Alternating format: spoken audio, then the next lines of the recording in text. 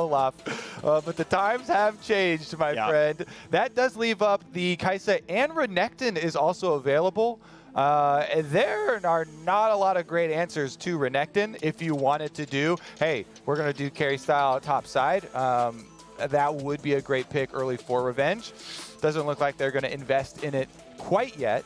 I do still like it though. Keep it in the back of your mind because AP junglers have gone through the ban phase. Nidalee's still available. Talia's still available. If you pick a Renekton for that, and you remember to charge up your Fury for your longer stun, then that is a kill combo in itself.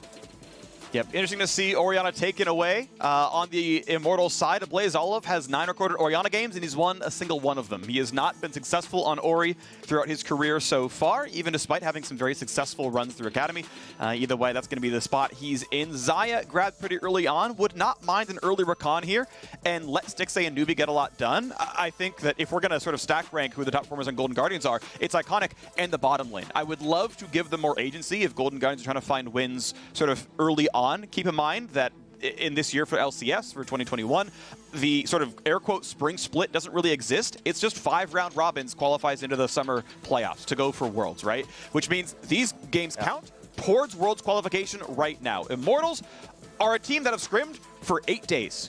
If there are going to be easier wins on the board, it's games like this, and I want to see them influence, and sort of go towards wins early game. And that means Stixxay and newbie, I want to see them have control in their hands. I like AblazeOlive's TF as well. I think it's a very good pick, and so they've got strong champs on a lot of the top performers. Hecarim into the Xayah. Interesting here for Immortals. They are going to have a great ball delivery system. Shockwave, Hecarim is always a great combination, and you've got Kaisa to follow up on it. I would say they're probably looking to dive and attack the TF instead of bottom lane, then instead of the Xayah, and cut off the global at the source, which I've always been a big fan of the strategy, going to the source of the global. So AblazeOlive, while TF is really strong right now, and you can enable your side lanes, he might be taking a bit of extra focus here.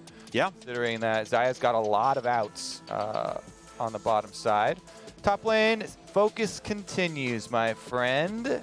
Yeah, I expect Immortals to go for counterpick there. It worked really well for Revenge last time. If any of you heard Alfari's interview earlier today, he talked about, the reason Team Liquid lost to Immortals was they were a little bit too cocky. He specifically mentioned cocky lane picks, right? He blinded the Kennen, and the Rell went into him, and it went badly. And so Immortals counterpicking top seems to be good. But Renekton is being left up here still. And that feels like, unless you're willing to do Quinn, which Niles actually is, so maybe they're leaving it up as a a bit of a bait here, dangling it. I get really nervous, even if I'm the team that's picking a hard counter like Quinn. That if you die, if you lose jungle pressure, there are so many things that can go wrong with it. But now we're getting right down to it. Both of them left up. Immortals not going to show their hand first, and we get to see, is Niles going to go for it? The Rakan goes through after all because Immortals wanted to throw bans at top lane. Niles, they know at this point now that Niles is going to have to blind pick, so they got rid of his Camille, his Comfort, and got rid of the 2 big range tops that you can blind in Jace and Gnar.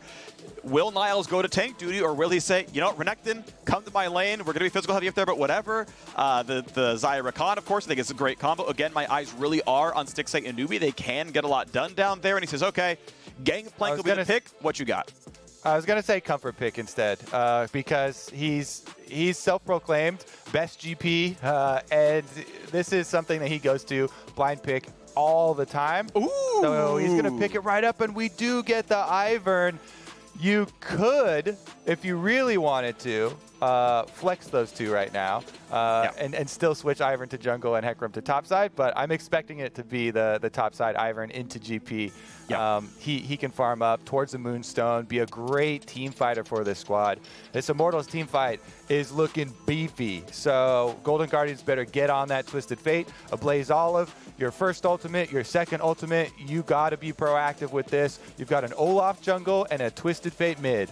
Those 2 have to get stuff started before this group that Immortals have constructed here with crazy amounts of shields, with double solo lane shielding champions, is able to bring them and apply them to the Hecarim.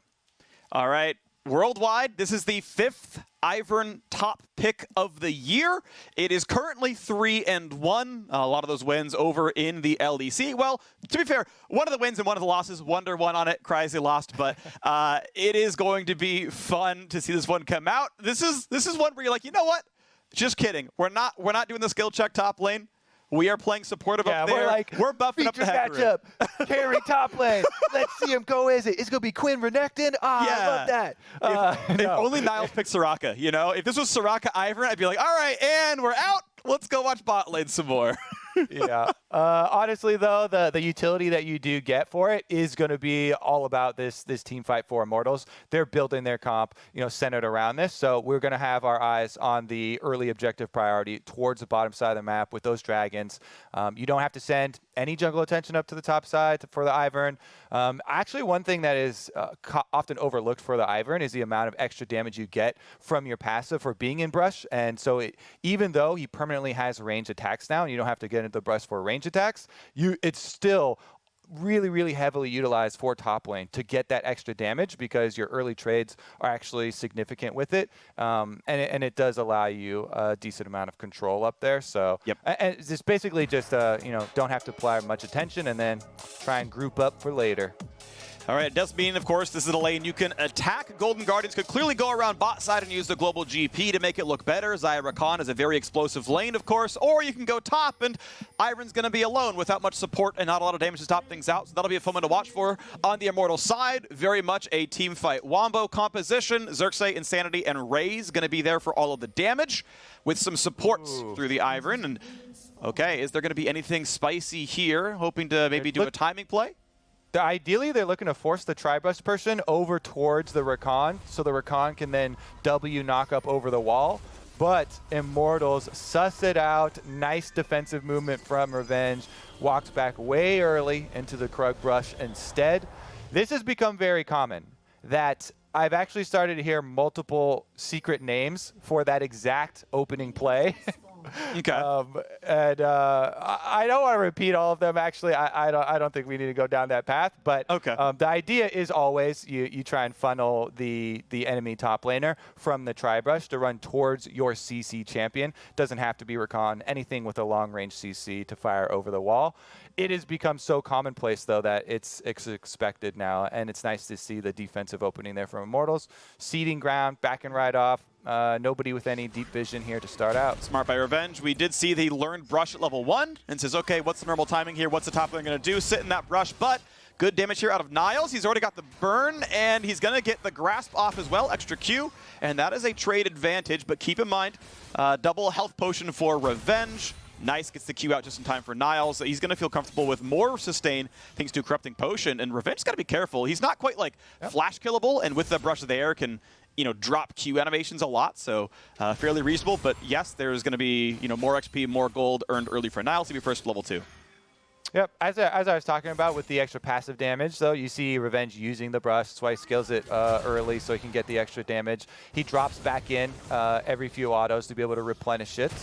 But Niles, Trial by Fire for Gangplank. If you utilize that, you can go so aggressive early on. Grass Qs as well coming through, no problem.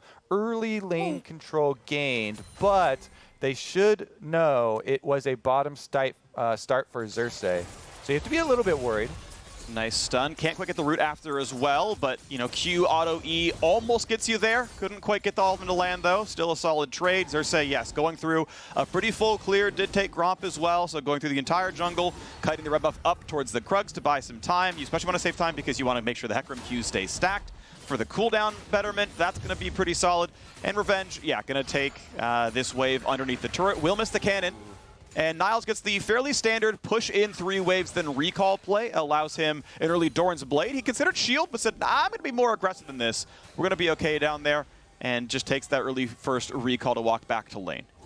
Yeah, the Kaiden camps over close next to the other one, by the way, should be standard practice on any jungler that doesn't have some sort of clear mechanic that requires you to stand still. I can't emphasize this enough. When you see jungle clears, oftentimes the people falling behind in the races, these auto-filled junglers, are ones that just stand at the current camp, auto-attacking and using their spells on the thing to death. It does save you a significant amount of time to always leash your camp over towards the next one. The Gromp up towards Wolves, Wolves over towards mid so you can get the Raptors quicker. Literally all of them, because travel time is such a big deal when you're clearing your jungle. Move speed is so important for junglers, and that should be something that especially people who are auto-filled into the role can actually gain a lot from. Dematerializer. Didn't know it'll actually kill a minion through teleport, even though I'm pretty sure the teleport still always goes through. Maybe I'm wrong about that. You can actually just completely stuff a TP, but I've never seen it happen. So, but you know, I don't run Dematerializer, and I don't play a lane where people run TP very often, so I don't know for certain. I'm not quite sure either. I don't think so. Yeah, I know if you kill a turret, it stops the TP. I imagine there's no way that works in lane. I'm sure a lot of Twitter will tell me. I'm sure the answer is known. I just don't know it. Yeah, I'm pretty sure you can't nail the minion with it. Yeah. On the bottom side of the map, though, we are going to have Iconic pathing right back down there for the Olaf, and he rushed the tier 2 Lucidity boots for the extra cooldown reduction.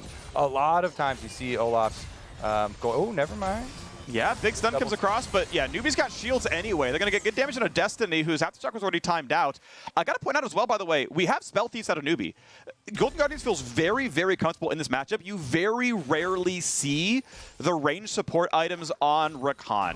You so often see Relic Shield, but he says, you know what, look, this is a matchup where I'm not afraid of any engages at all. I can always get away. I can support Stixxay. We want to play aggressively. I want to auto your turret. You will earn way more gold going Spell Thieves. You have way more mana to spam Qs, and so far it is working. This CS lead is 14. They are smashing bottom lane.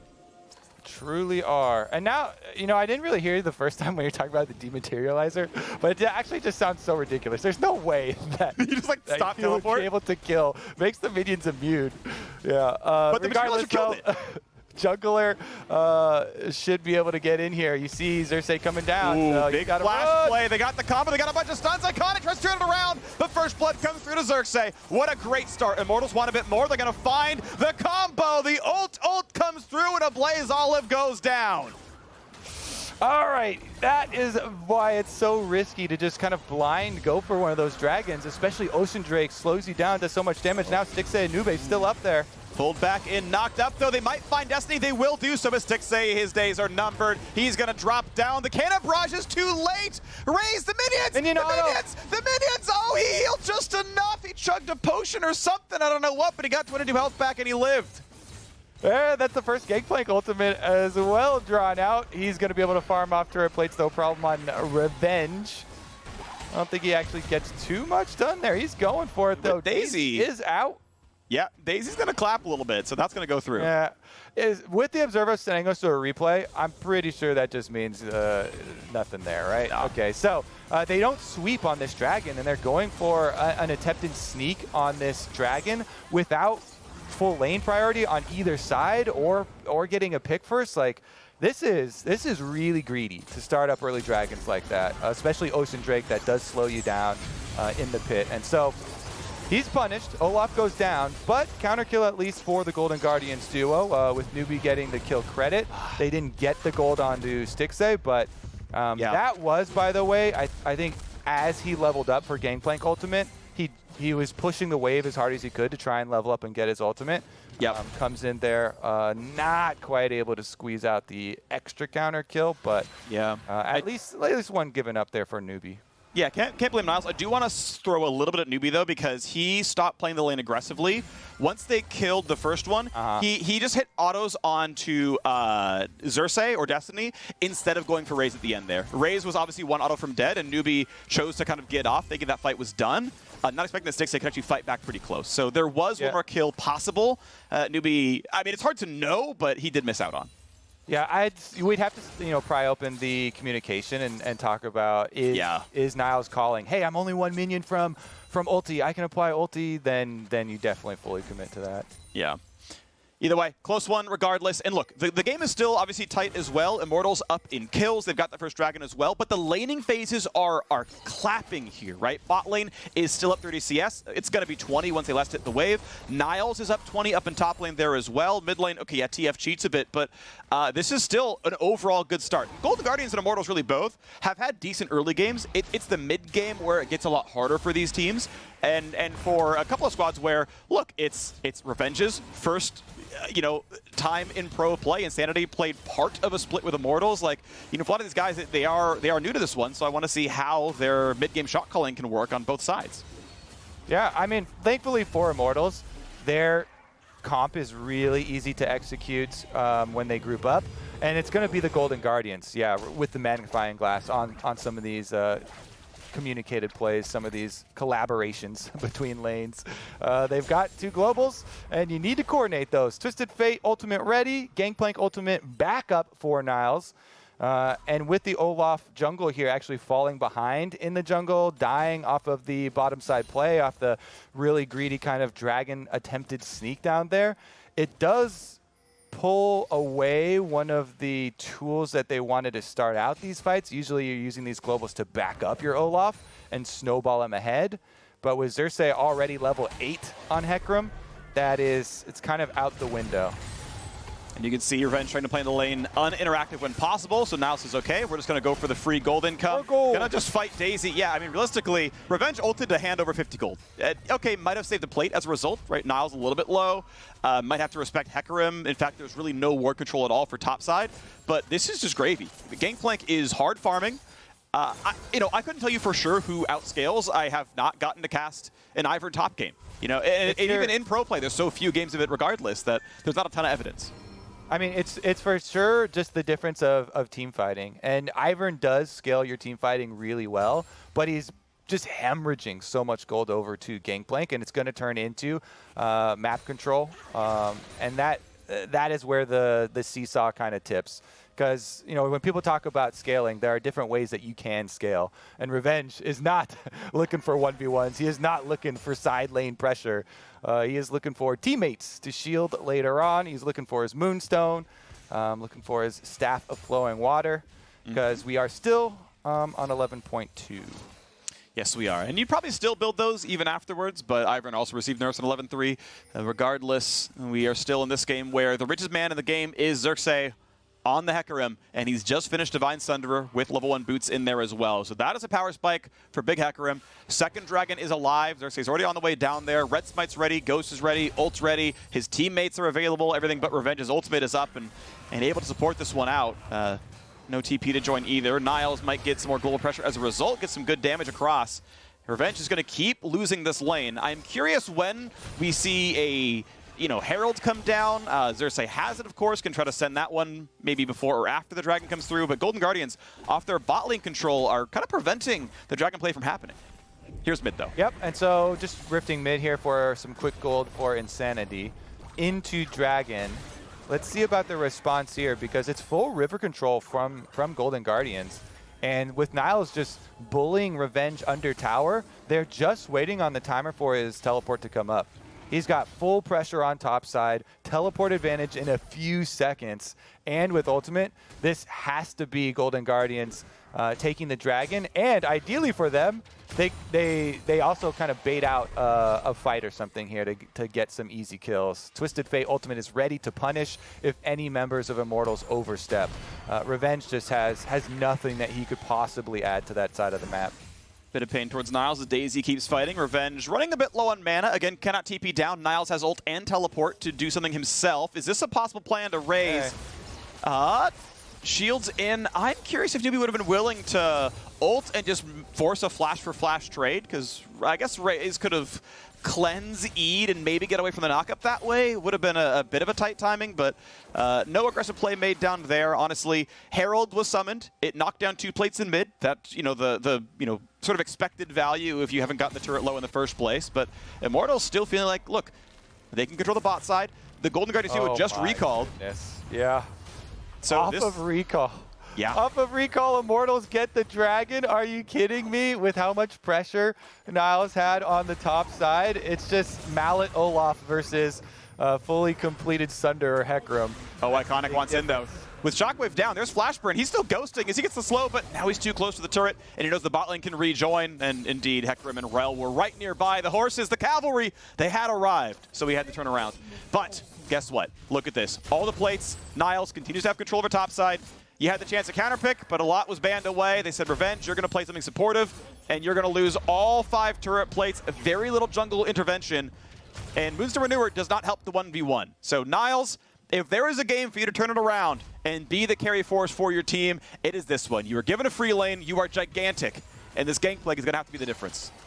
It really is for Golden Guardians. That's where all of their gold is too. I mean, Twisted Fate's been farming up and has the extra gold generating passive, so he's got a decent amount for himself, but it's Immortal Shield Bowl completed for him. So it is kind of worrying about the possible burst. You know, a Hecarim charging in with Shockwave definitely is there, but here's the Twisted Fate play finally. Charm, the ult gets away from the knockup, and Raes going to survive burning. Yes, all 3 important cooldowns, but that just cost 2 ults on the Golden Guardian side. They're going to get a couple hits down to this bottom turret, put it down to about 1/3. Sadly, the wave is gone. If there were 3 more minions, that turret would have fallen, but it's still a lot of pressure. It's Raes out of cooldowns. It's bot lane turret running out of health.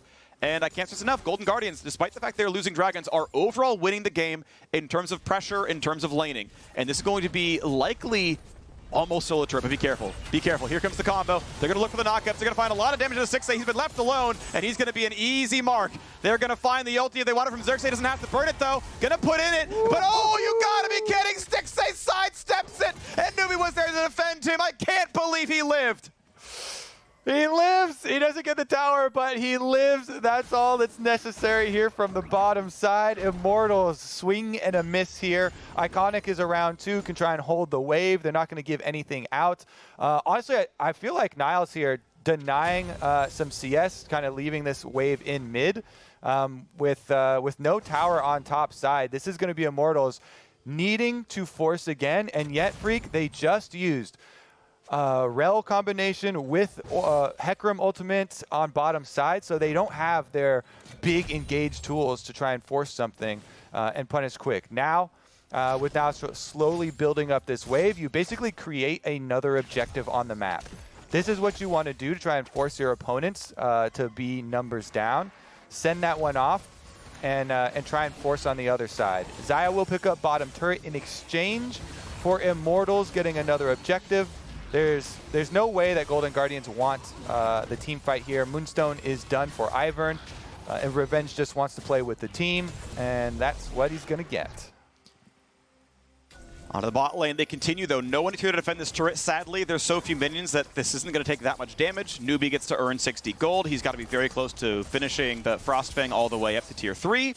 But Stixxay just earning a ton of gold, getting solo XP, still scaling up. Of course, he's out of his cooldowns as well, just as Immortals had Raes attack at the bot lane. Stixxay was attacked as well, had to burn the cooldown to stay alive. Of course, that Gale Force is in. You can try to stay alive. To talk about the shield build real quick, though, of course, it was buffed in 11.3. It is now Gangplank's go-to build because of those buffs. But even in the current patch run, 11.2, it was still his 3rd most common, and the win rate was up there time to Triforce. So it was already good even in this patch. This is not Niles like cheating himself out of forgetting what patch it is. This is a good item. It's there for the crit Gangplank, and it should be pretty solid here. Yeah, just it's definitely significantly better on live. Of course. Let's take a look, though, if they can actually make something happen mid. 4 members committed, and they just get disengaged by the Shockwave. Ghost blown here by Iconic as well. And that is going to be some more time for Immortals to actually bring Revenge to the fight. He's got teleport now. They don't have the Orianna Shockwave, so maybe it's actually just solo farming Kaisa. I like rotating AD carries into side lane farm, as we've seen in seasons past, especially if it's Kaisa, who has some mobility in the kit, as well as really benefiting from levels. Only problem is Raes is running out of time to recall and join his team for the Dragon. That's pretty much that timer has kind of passed. And so Immortals are maybe making a play to attack topside and trade Dragon forward. They've already got 2. If they're not going to play for Soul, then whatever. If they are going to play for Soul, then they're kind of giving this one away. Raes, of course, known topside, 20 seconds on Dragon is too late. Destiny may indeed show for a dive. Xerxe going as well. Golden Guardians should always get Dragon because of this play, unless they dedicate resources to defend Niles topside. He's in a 1v3. 1v4. 4! Okay. Yeah. stun comes across, force of the top. They've got AblazeOlive there as well. The entire squad shows up. Raes finds the kill onto Niles, and they're going to find the Herald charge as well. This will be the turret dropping. This will be the kill coming through as well. But it should be iconic, at least soloing the dragon. And I wonder how much mid pressure will happen, because Insanity is still there to defend, to wave clear. Golden Guardians will not get their own turret kill. It is a dragon traded for a kill and a turret. Okay, here they go on Insanity. Newbie finds it. They get a big combo. Flash for Insanity. Feathers fly. Shockwave cannot drop in time. That would have been a kill if he got off a little bit sooner, but he died before it went through. 2 turrets killed in top lane, though, thanks to Shelly. 1 kill traded back, though, and mid under fire. Not going to be killed. Yeah, honestly, the response there from Golden Guardians going for the kill plus the dragon, stopping that dragon stacking you're talking about for this squad that does want to have the 5v5 with Ivern. Decent option, honestly. And we'll see about the dive once again. There's no way that Niles lives this, even with Twisted Fate joining him to try and defend. So he's immediately bursted down. Good ultimate from Xerxe to make sure they finish it off. AblazeOlive is here for emotional support. But really the big turn was in mid lane, because honestly I thought Insanity was just going to sit at the tower and wave clear safely with Orianna, but newbie walks up, is able to dash to Stixxay with the ulti, uses the flash. Okay, it's pretty hard to do anything about that as Orianna flashes down though for Insanity, as well as the extra kill. So maybe Golden Guardians can try and use that extra gold for some pressure. Absolutely. So Essence Reaver's coming through for a lot of players now. Double item for the bigger carries, Niles and Stixxay, both on those parts of the build. Shirelli is done for newbies, going to be really nice. That is one of the things you also get out of the extra gold income from the range support item, is you can get your mythics done sooner. Now, as it stands, Destiny's there already with the locket, but that is still a consideration. You can get more money out of the ranged one. Sometimes you spike a bit sooner. That is a relevant consideration here. Still a 3,000 gold difference in Golden Guardians lead. All said and done, the scoreboard, a lot of it looks better, right? Immortals tied in turrets, up in dragons, up in kills, but the gold does not tell that story right now. It is laning in the top and bot lane, but we know the team fighting is what Immortals cares about, right? That's why they pick the Ivern. You don't pick Ivern because you're going to lane Kingdom of Gangplank. You pick Ivern because the team fight's going to be better, and we're going to wait to see that first 5-on-5 really happen. Immortals have yet to show us one. And the defensive vision here is starting to get cleared out towards the top side, where there's actual real possibilities of Golden Guardians trying to hard push on the top side and make Golden Guardians overextend a little bit. Looks like Raes is the next target here. Just going to force him off the tower, though, with newbie fainting. Has all 3 cooldowns. Barrel gets a decent chunk down there. Stixxay pulled aggro with his Qs, has to kite away. That means they don't get the turret kill. Big combo comes across and Stixxay cannot get away. He just needed to ult the crash down. Failed to do so. Cleanse came out late. Stixxay, you had the tools to dodge away from dying and doesn't do so successfully. A kill picked up there for Immortals. Yeah, you hate to see Xayah dying with ult and flash available, but Golden Guardian is going to still try and defend this Baron. This is ideal for Immortals. Everybody here applying the shields. They don't have the Hecarim ultimate, but they still have Destiny on the flank. Shockwave catches one. AblazeOlive got to be careful. Charm in the backline. A double knockup comes through. Will there be a re-engage? No, not just yet. As Destiny comes across, they find newbie. It's a 5v3 in the team fight now. Stixxay respawning in 3 seconds still. The flash in for Raes. He wants AblazeOlive, but he can't find it. He kills himself as Niles finds the damage output, but it is still a trade for the top laner. Now a 2v4, but 3 as Stixxay respawns. The Baron may well be stopped. Raes died, so did newbie, and Niles still a +1 team fight for Immortals. Yeah, and you still see the power of this grouped up team. Once you start getting the extra Orianna and Ivern shields coming from solo laners with the extra experience, higher levels, fully maxed right here, means so much. But look at the engage. Newbie goes in, gets the big knockup for them, immediately dies for it. AblazeOlive try to follow up there, and he flashes out. He gets enough distance away from Raes that Raes actually finds himself flashing right next to the Gangplank, one of the strongest members on Golden Guardians, and definitely pays the price for it. So a little over-eager for Immortals, but I still think, despite the Golden Guardians' gold advantage, Immortals feel pretty confident. And look at the damage numbers, right? Look at how much Niles did there. He's obviously the big deal. Xerxe also, obviously, incredibly relevant here in this game. And that KDA is perfect. I believe he's 3-0-4. 100% across kind of the board here with supportive members to make sure he's going to feel safe. A flash for newbie. He wasn't in range to jump to Niles, so had to burn the Summoner spell to stay alive against what would have been Xerxe into maybe enough damage out of Revenge and Destiny. Maybe he would have lived, but he doesn't know where everyone was, and so burns the flash to be safe. But that means the flash of Rakan is not a good engage champion, and Immortals own the river first. All right, Dragon about to spawn as well. They get to draw Golden Guardians in. It should be, honestly, I would make the call for Golden Guardians to rotate everybody north. Try and push on the extra minion wave there and give up this Dragon and actually just fight the soul point, but they're going to fight this one instead. They want the battle. When does the engage happen? Revenge in the front line. He's got Daisy there. They're going to knock that one down. One ult missing. Gangplank going to join the squad now as well. So, of course, same for TF, burning the ulti. Here's the GP ult over the top. Lock it, burn. Engage for Destiny, but no one is there around it. No one communicated he was going in. There was no follow-up. He gave his life away. He gave the Dragon away. He gave the mid lane away. And Golden Guardians are in the inside track.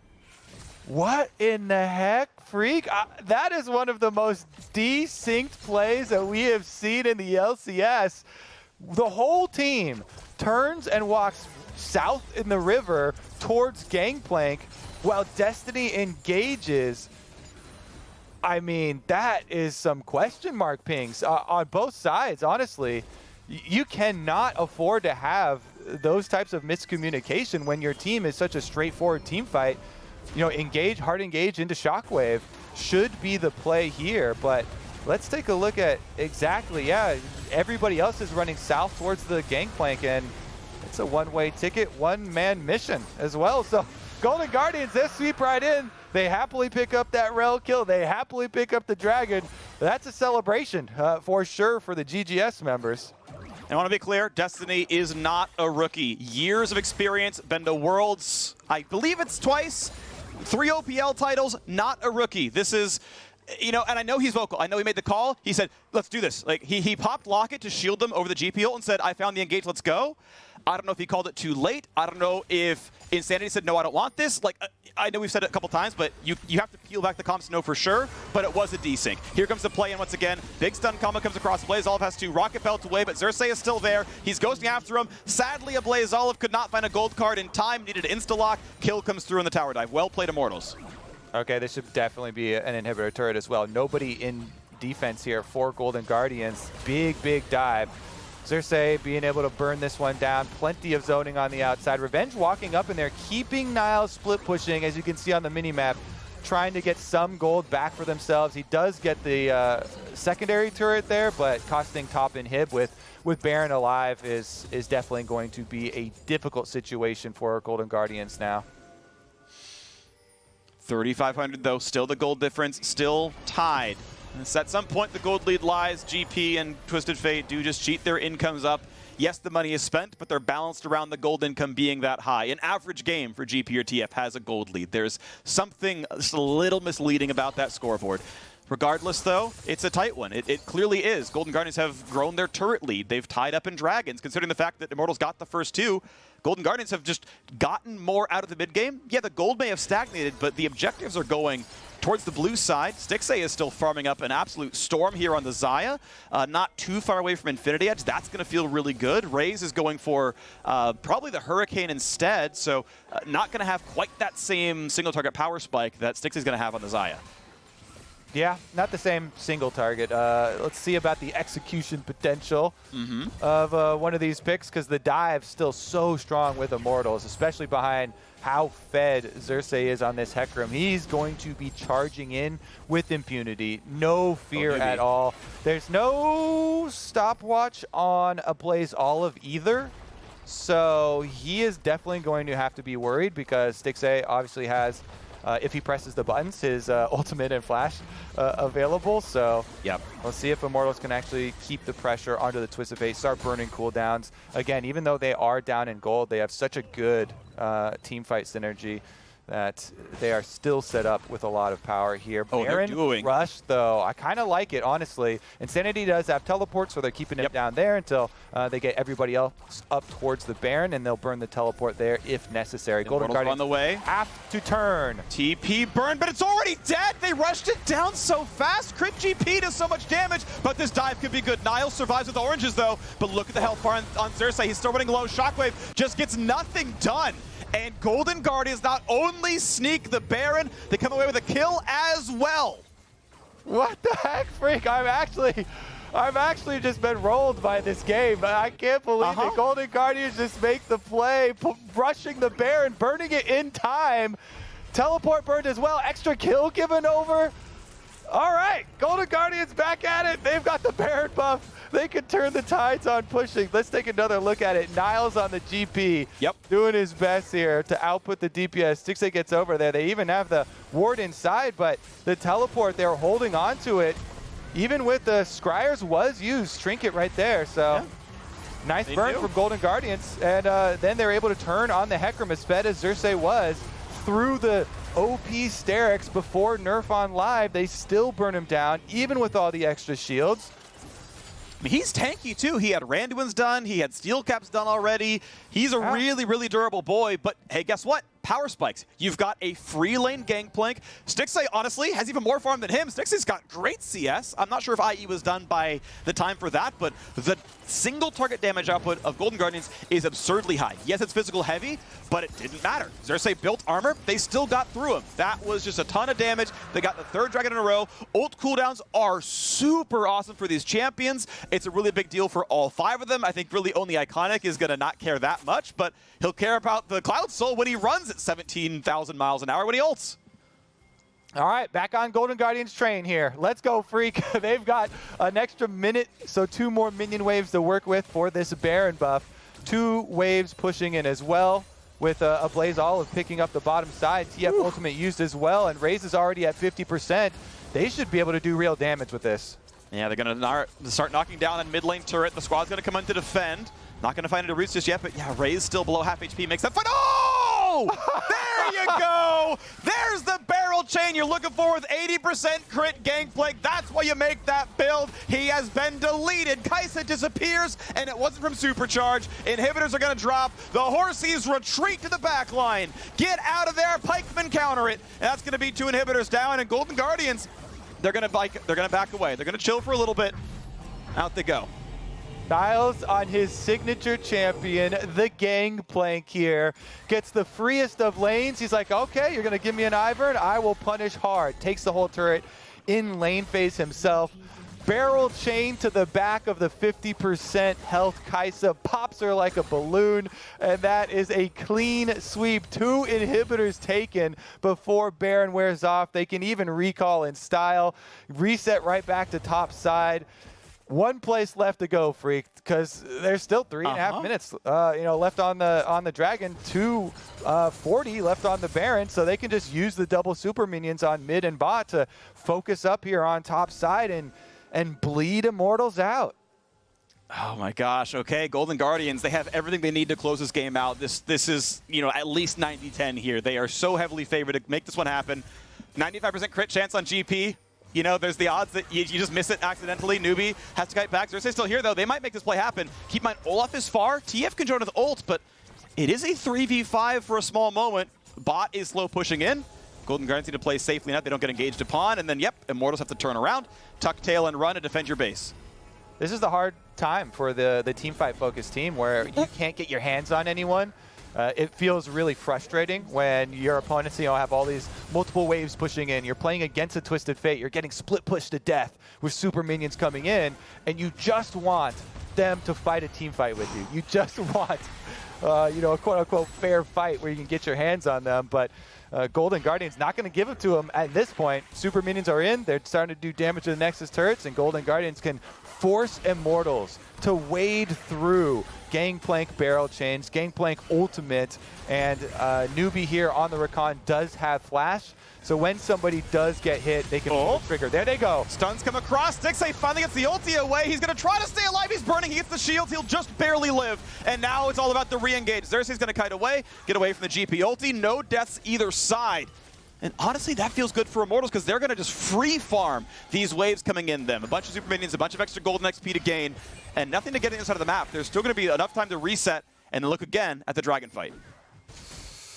All right, we may be going late. It is a Cloud Soul for the extra move speed here on ultimate procs. I guess I do love it for Olaf, obviously, and Rakan. So it's actually a pretty high priority one here for Golden Guardians to lock up. They still have extra. Ooh. He was ghosting down, he can't blast going out. Oh, yeah, you can't. He ulted to not get feared. He's going to keep running. Nice barrel. Finds a slow one to Xerxe. A knock up there onto Raes. He's going to be right in front of the other team. AblazeOlive nearly could have gone for a flash gold card. He was almost in range for that one. Maybe could have tried. But here's another combo coming across. This is big damage onto Iconic. And just in time, they will knock him down. He's dead for 55 seconds. Dragon and Baron spawn for that. And Raes, AblazeOlive, you went too far. You got to be careful. Xerxe's on the chase. Won't have Ghost, though. The flash in for revenge. And that's the setup they need. Immortals are back on the board. Hashtag Big Ivern plays. Gets him with the binding there. Everybody joins. Twisted Fate Ultimate looking for the extra kill here. But Raes is healed up off the jungle camps. Immortals are regaining it. Revenge! He doesn't pull the feathers back. He would have gotten the kill. Kiting away as best they can, but Stixxay is stuck in the front lines. Burns his Zonias. He will still die. That is another kill coming across. TP came back in for Orianna, but that minion wave is still there. In goes Niles. Recalls, can they be stopped? Orianna is here. He's got a wave. Is it enough? They've got a second one. They've got a shockwave. They've got revenge as well. Big Ivern plays are going to be there. Insanity will live. The Nexus will not fall, but the turrets will. That said, it is 3v1 at the Baron. This Baron's going down. The Dragon's going to follow, and Immortals are right back in it. Thank you, everyone, for joining us for some late night LCS after hours, because this is what you're going to get. Some explosive plays. Teleport in for an attempted Xpecky move here from Niles. Not going to be able to pull it off, but that Cloud Soul is on the table. Now they're wearing purple, running straight for it.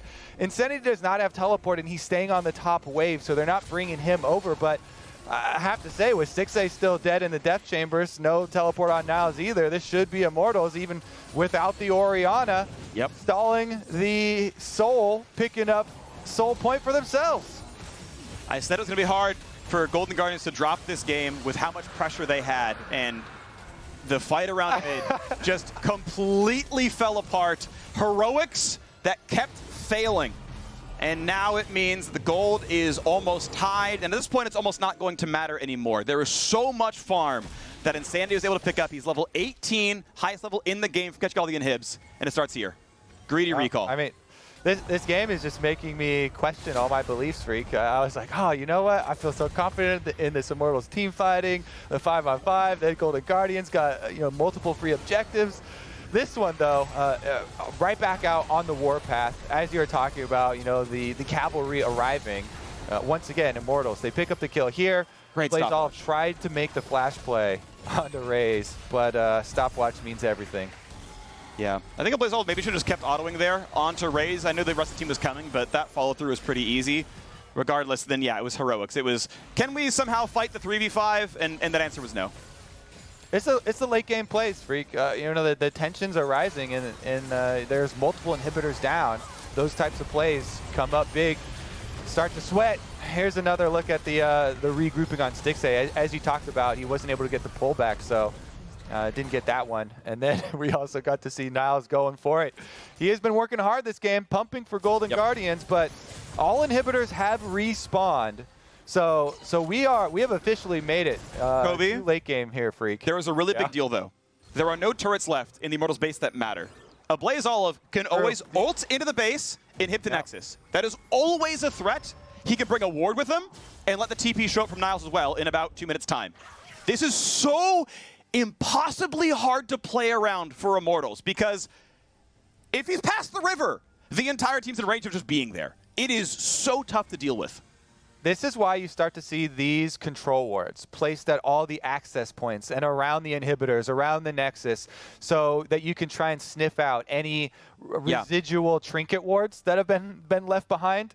And you start to try and ward all the pathways through your jungle for Twisted Fate getting in range of the teleport play as well. To try and ult in and drop. But he ult and brings control ward, and then it's like, well, I can't stop that. Yeah, as of right now, he's got full inventory. Did just fill it up there, so he's got no control ward spot. He could switch back to yellow trinket. He should. He should absolutely yellow trinket, Kobe. Go for that play. He should absolutely yellow trinket. Like 100% of the time, AblazeOlive, the better play is to be yellow trinket, so that he can give a ward. He's heading for back Niles. to the fountain, Phreak. It better be. Maybe he does it. There's no reason not to go back to the fountain now other than that, because he did it, because he just bought. He just filled up his inventory, so he does it. All right, I'm ready for the fireworks. Kobe, I'm glad we called that in time. I'm so glad we called that in time, Kobe. That is like odds on favorite. That is the winning play this game. Was that trinket is the winning play in this game, and I'm not exaggerating. We got to see his thought process in real time too, because he bought and he filled up his inventory. He left base, then started walking back towards fountain, saying, "I need this to be able to bring in, the Gangplank." And look at Insanity. Well. He's just sitting on his inhibitor, like, I have to be here.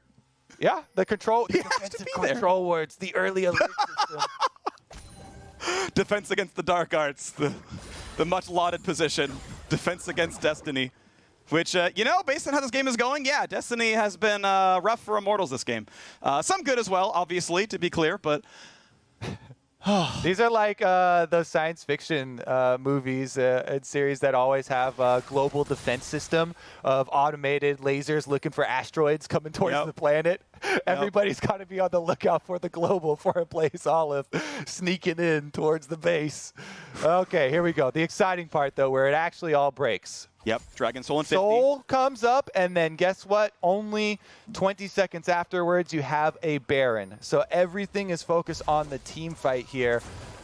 Should not over-focus on trying to smite the objective. If you get the team fight victory, you get the game. 20-second desync between this Soul and Baron. It means if you decide to give away Dragon and set up Baron, it's not going to be enough. If it's like 5 seconds, you have a decent chance of trying to make the rushdown happen and do a brush bait, but 20 is a little bit too much. And again, anytime you put your team in and say, hey, we're going Baron, Golden Guardians runs at the base. So like, you can see Immortals are like, yep, they're all bottom river. We know, by the way, top inhib is not the easy target. There's still a turret there, so it's only bottom side that really matters. And because the inhibs are up, you have to get through those first. It buys enough time that you can react, but if you're actively hitting Baron, it's too late. Okay, here's my play then. Gangplank ultimate, you keep Niles top side. He pushes that wave. Gangplank ultimates bottom side wave while you burn on the Baron, and you pressure them in towards base. They have to worry about Twisted Fate ultimate. It should be Golden Guardians with the upper hand with full wave control to be able to get this one. They've successfully picked up the Soul. That's step number 1. But the real kicker comes at the Baron. Yeah, Golden Guardians right now don't own top river. Immortals does. That's a really big deal. I would love to see like Xerxe and Raes duoing Baron or something. They own vision control. Unfortunately, Xerxe would have to ult to get out. But Raes could burn flash if he had to. That's not the worst thing in the world. And that's right now. That's all the trigger wards down, right? So there is no vision for Golden Guardians. And if there's ever a blast plant, or even just walking in because there's no ward in the river either, I mean, those two can duo Baron no problem. And that's kind of what they have to do. They have to only really use 2 people to make this happen. But Golden Guardians, because Immortals have to play defensively, Immortals have to bleed the map. They have to bleed control over the river again, because if they ever send 5 to defend Baron, their base dies, and the game is over. And so they can never do anything more than this. It's also too, if somebody gets caught in this tricky situation here, where you have Gangplank topside, Twisted Fate on bottom. Well, honestly, they aren't really going to be able to pull off that pick either. Like, I know. It's just. It has to be Golden Guardians forcing their hand. It has to be Golden Guardians, pushing the wave hard, forcing on Baron, but being so willing, so ready to pull off of it. Do not hard commit. The hard commit is the trap here for Golden Guardians, because time is actually working in your favor if Ablaze is able to gain positioning on this bottom lane.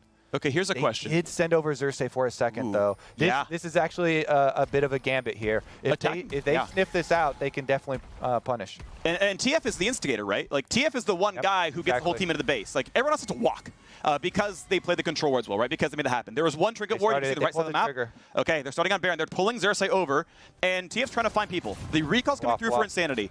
They've got to hit back. And this is one of the nice things about having 4 Cloud Drakes, though, is they have really, really short cooldowns on all of these spells. Insanity recalled because he saw Destiny, the ultimate out of TF, and he's like, okay, I have to be in the base. If he shows up, I have to get away. And indeed, okay. But this cooldown is really, really short. I don't know what 4 Cloud Drake TF ult cooldown is, but it's got to be under 2 minutes. Yeah, it's definitely short. As you can see, it just winding down right now. All right, so it's actually nothing really given up by Immortals, though, because Insanity holding onto his teleport. Until Golden Guardians force him to blow that, they haven't gained any ground. And so even though the Twisted Fate ultimate cooldown is so low, no meaningful ground actually gained there at all. And Immortals still very trepid, about this because they have so many access points here and so many wards for Golden Guardians with which to gain a way in. They have to be really careful choosing your moment. Ah, man, it's actually such a hard spot for them to be in.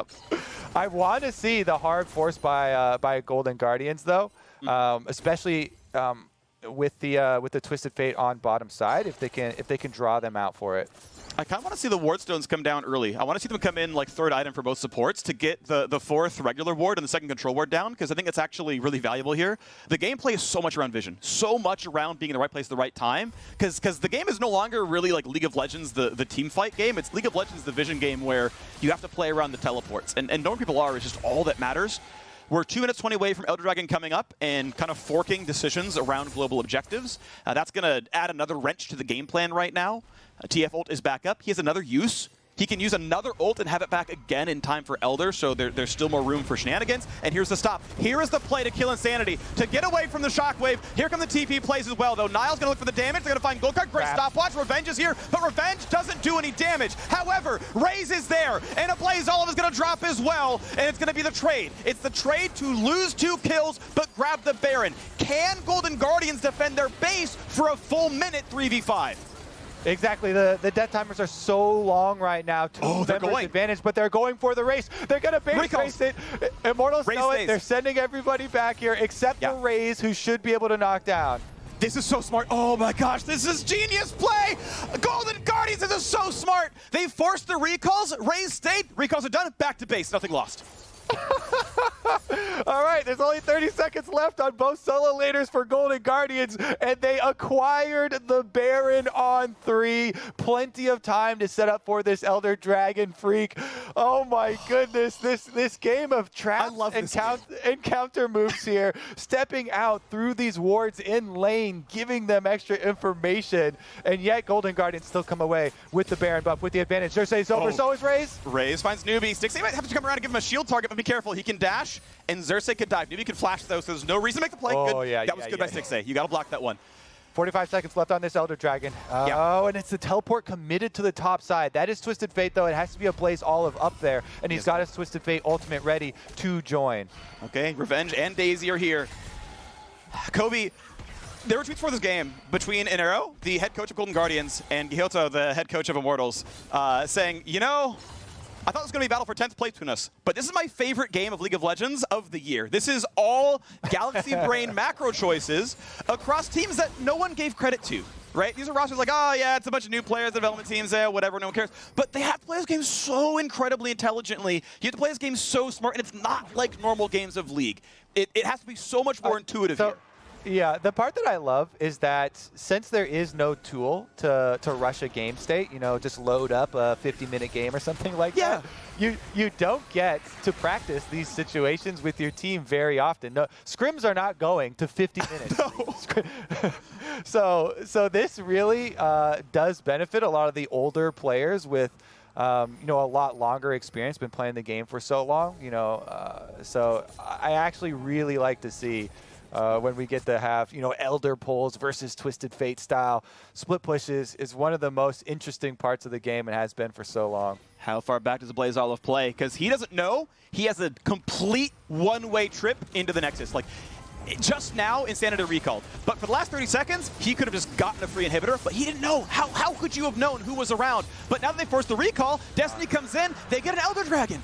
And Immortals have just been waiting for so long. Now they take the fight. They find the charm. They find the knockup. Here comes the battle with Elder Dragon on, and Xerxe. He's going to run out of health pretty rapidly. AblazeOlive just going to kite away. Xerxe's a bit low, gets a shield. The flash in Stixxay cannot find the root, though. But you've still got an Olaf chasing Revenge. There's kill 1. There's kill 2. And Golden Guardians kept splitting the map, kept forcing awkward decisions, kept making it impossible to navigate this map, and Immortals could never find their way in. Golden Guardians, off the threat of all in the base, made them give away every single objective because there was never another choice. And Golden Guardians out macros Immortals to a slaughter, a slobber knocker of a 48-minute victory.